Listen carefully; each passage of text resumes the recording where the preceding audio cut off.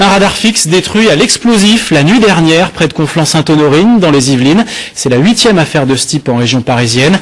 Au début du mois, un groupe inconnu, la fraction nationaliste armée révolutionnaire, avait revendiqué plusieurs destructions de radars automatiques. Alexandra Marie, Frédéric Bobin.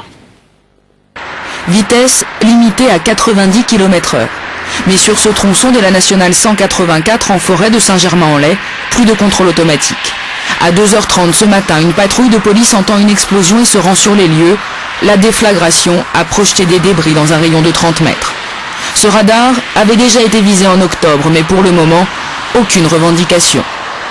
L'enquête a été confiée donc à la sous-direction antiterroriste de la direction de la police judiciaire par le parquet de Versailles et de Paris. Donc ce sont eux qui pourront, à travers des analyses de l'enquête, voir si effectivement il y a un lien entre les deux dégradations. C'est la 8e fois depuis le mois d'avril qu'un radar est visé en Île-de-France. Un groupe inconnu aurait adressé des courriers au ministère de l'Intérieur, mais aucune preuve ne permet de faire le lien entre les affaires.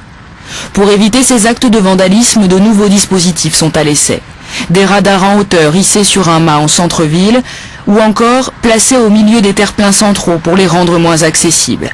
Aujourd'hui, 1600 radars sont en service en France.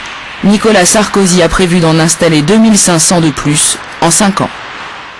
Et je vous propose de découvrir le chiffre du jour, 208 000 €, c'est ce qu'a rapporté en moyenne chaque radar à l'État en 2006. La recette des radars automatiques s'élève ainsi à 349 millions d'euros.